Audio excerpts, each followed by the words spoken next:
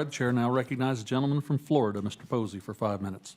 Thank you very much, Mr. Chairman. Dr. Locascio,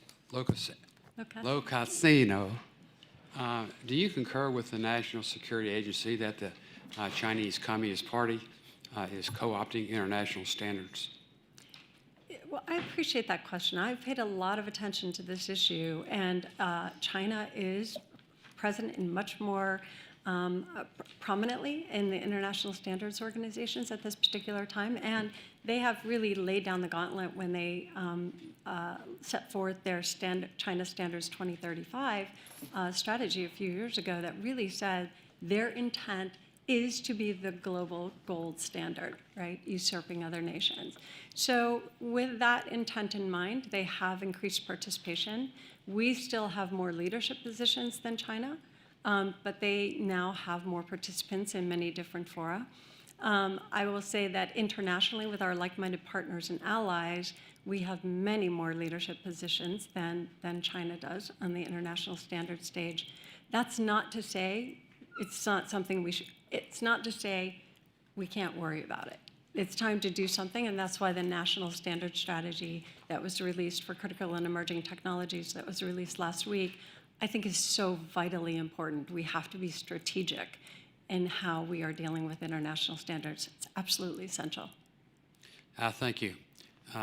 Does the National Institute of Standards and Technology track and respond to the Chinese Communist Party generated standards that become globally adopted? We do not track that, but I'm happy to discuss that as a follow-on if you'd like. Okay. Thank you. Would you explain the use or explain to us the dangers of allowing the Chinese Communist Party to outpace the United States development standards for artificial intelligence? I think that is an excellent question, and it is truly existential when you think about who is going to be the leader in creating the next standards on the world stage for AI. I mean, do we want autocratic societies to be instilling their values in what is the global gold standard in AI? I don't think so. I think we want the United States and like-minded partners to take a leadership role in making sure that our values are instilled in AI global standards so that they represent responsible use of AI and consideration of all the risks. Yeah, and you wonder who you can trust. And, you know, is their AI smarter than our AI domestically, politically, militarily? How is China's state-led approach to technology development challenging the rules, norms, and approaches that the United States and international standards bodies take with regard to standards development?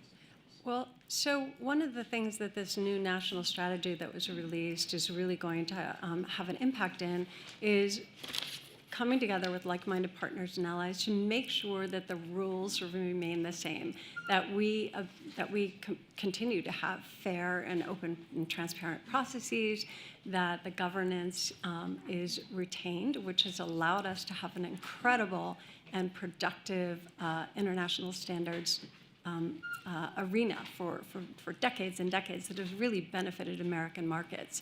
So our goal moving forward is to make sure that does not change, that we still are able to operate under the continued, the way we've continued for decades, fairly, responsibly, and openly. Yeah. What is your agency's perspective on China's use of standards as a tool for protection, technology transfer, and a mechanism for restricting market access? Thank you for that question. And you know, I think as long as they are still present at the international standards in the international standards arenas and bodies, coming together to negotiate on international standards, they will not be building barriers to international trade. It's really important, though, that in standard-setting bodies we have an open and fair playing field so that we can come together and negotiate in the best possible technical standards for the world, win. And if that's true and they're there as part of the negotiation, then that does not become a technical barrier to trade. However, if they become more isolated and mostly adopt internal standards and do not any longer participate in international standard setting processes, then we have the threat of really bifurcating the world and having more technical barriers to trade. Thank you. I see my time has expired, Mr. Chairman. I yield back. Thank you.